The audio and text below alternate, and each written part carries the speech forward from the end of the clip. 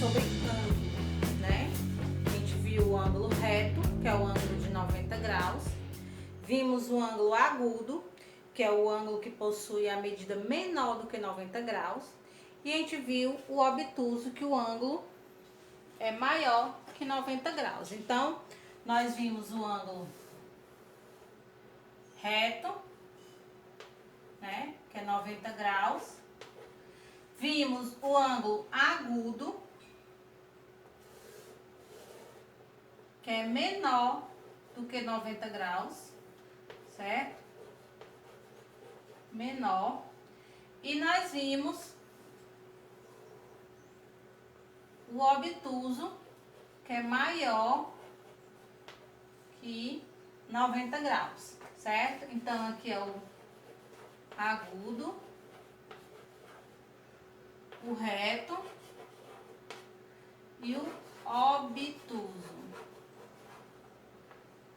Página 133, ele pede para você observar aí os alunos no pátio da escola e responder. Primeiro, em relação a Tatiane, Caroline está de costas, frente a frente ou virada de lado? Né? Ela está frente a frente, né? Para mudar de posição no local em que está, a Caroline pode girar para a esquerda ou para a direita. 2. Se Caroline der um giro de meia volta para a sua esquerda, a partir da posição em que está, ela vai ficar frente a frente com Pedro. Né? Então, você marca aí Pedro. Porque a meia volta vale 180 graus, né? Terceira, se Caroline der um giro de 1/4 de volta para a sua esquerda, a partir da posição em que está, ela vai ficar frente a frente com 1/4 de volta é 90 graus, né? Se ela se movimentar 90 graus, ela vai ficar frente a frente com quem? Com o Tiago. Então, você marca aí o Tiago. E o 4, para Caroline ficar frente a frente com o Alberto, ela deve dar um giro de 3/4 de volta para a sua esquerda, né? 3/4 de volta, ela tem que virar 270 graus. Página 135, questão 5. Quantos graus mede o ângulo formado por um giro de 1/4 de volta? Né? Essas 4 respostas aí eu já dei, né? Mas vamos colocar de novo. O item A, vou botar aqui, página 135. No item A, né, ele tem assim. Então, se ele tem daqui pra cá, esse ângulozinho aqui é de 90 graus, certo? No item B, ele tem daqui pra cá. Se ele tem assim, ele tem 180 graus, né? Que é o 90 daqui com o 90 daqui, certo? No item C, ele tem daqui pra cá. Então, ele tem 270 graus. E o item D, ele tem completo, né? Se ele tem completo, né? Ele tem 360 graus, certo? Então, tá aí a resposta da quinta. Procurando o ângulo certo. Quando nos sentamos para estudar ou usar um computador, a boa postura é fundamental para diminuir a fadiga muscular e visual. Então aí, ó, você tem que sentar, né? Ele mostra nesse desenho aí que você tem que sentar corretamente, né? As costas devem ser bem apoiadas pelo encosto da cadeira. O monitor deve estar pelo menos entre 45 centímetros e 70 centímetros de distância, mais ou menos um braço, fazendo com a altura dos olhos o ângulo entre 10 graus e 20 graus, do jeito que ele está mostrando aí na figura, né? Os ângulos entre os antebraços e os braços e entre as pernas e o tronco devem ser de 90 graus. Então, ó, você tem que sentar retinho, né? Fazendo esse ângulo de 90 graus. No item A, ele diz assim, ó, como é a sua postura durante o tempo de permanência sentado, em frente ao computador ou durante seus estudos? Você tem que sentar, e você senta corretamente, igual esse bonequinho aí. Será que senta? Muitos não sentam não, né? Tanto que na sala eu fico só pedindo para sentar direito. B, em sua opinião, quais são os benefícios de uma postura correta ao sentar? Você sentando corretamente, como mostra aí o bonequinho, você evita lesões na sua coluna, né? Você evita dores, você evita ficar assim, com as costas, né? Para precisar usar um colete para consertar. Então, sempre com a posturinha assim, ó, retinha. Tanto em pé como sentado, você sempre tem que estar com a postura certa. Página 142. Ele diz assim, a água é uma substância essencial à vida e é abundante no nosso planeta. No entanto, grande parte dessa água é salgada e está contida nos oceanos. Aproximadamente 2/3 da água doce estão nas geleiras e menos de 2 centésimos de toda a água doce é acessível para o consumo.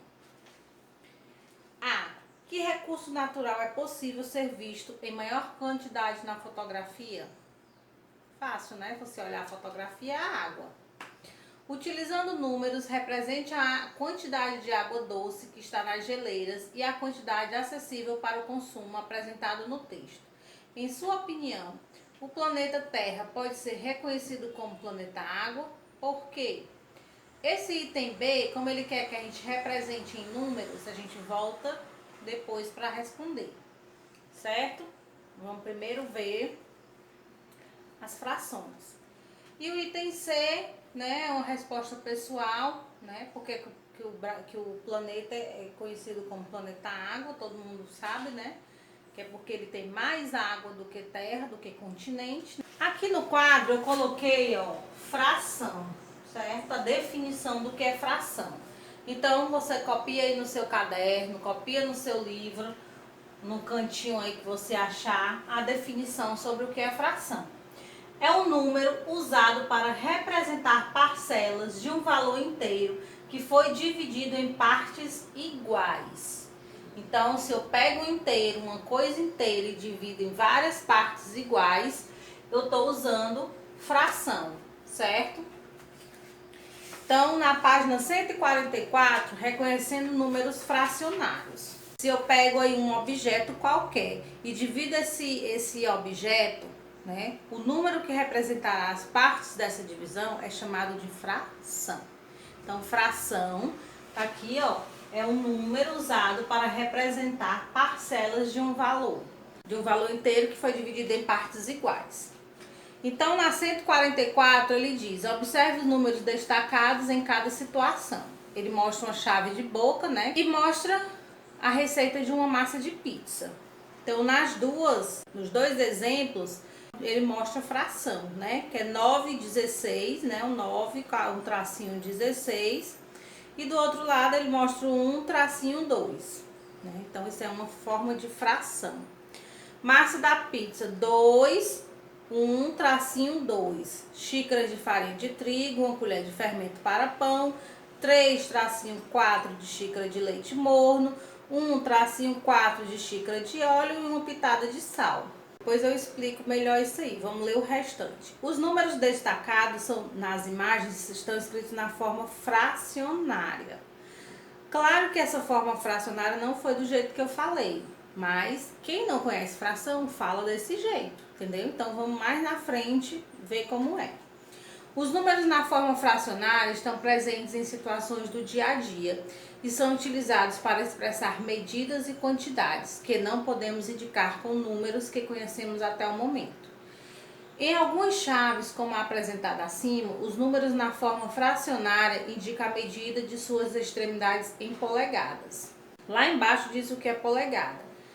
Medida inglesa de comprimento. Uma polegada equivale a 2,54 centímetros. Então ele pergunta aí na primeira, explique o que representa cada número na forma fracionária destacada nas imagens. Então na chave de roda, o que é que representa? A medida da extremidade da chave.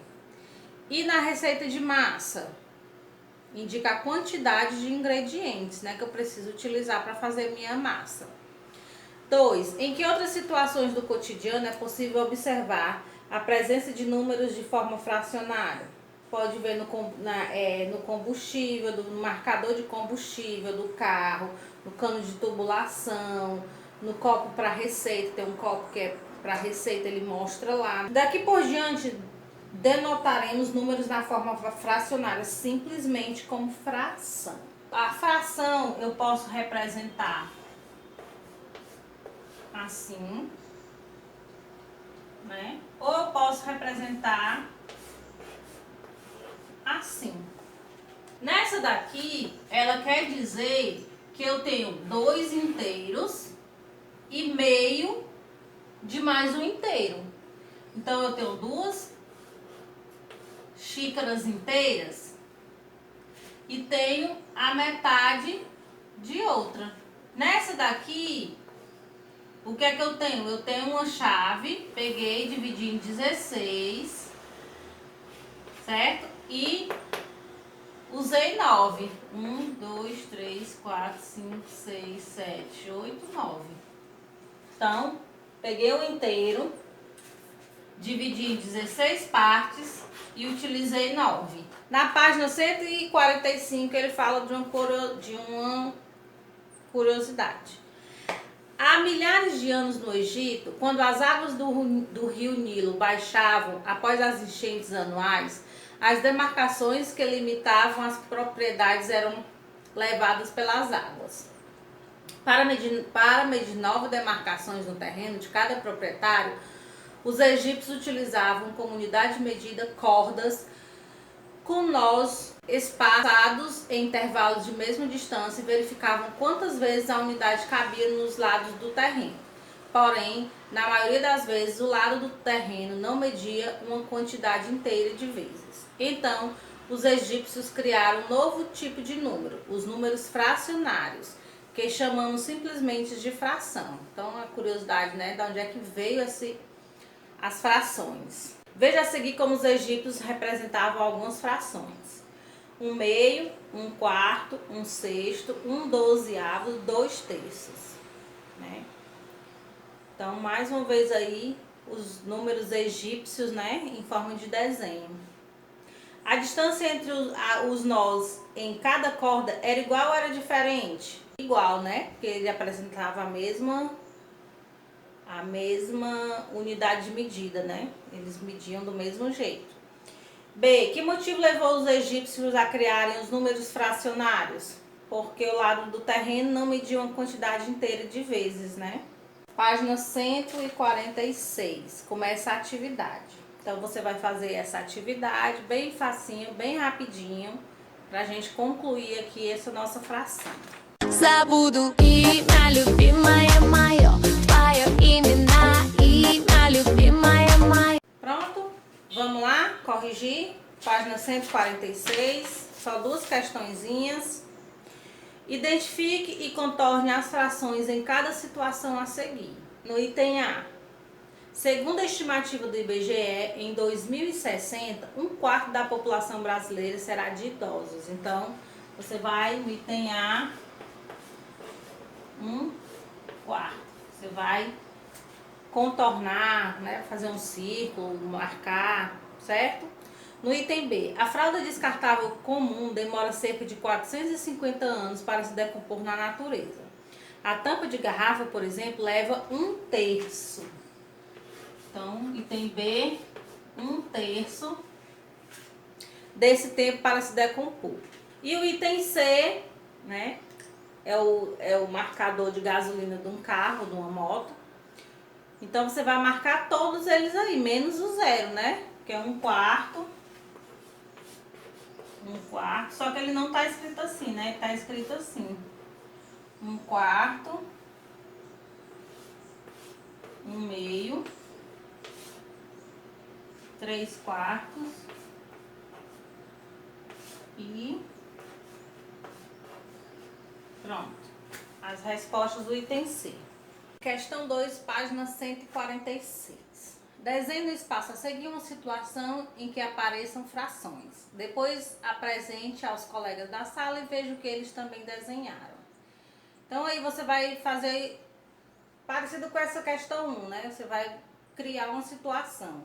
Por exemplo, tia Carol ganhou uma barra de chocolate e comeu 1/5 da barra.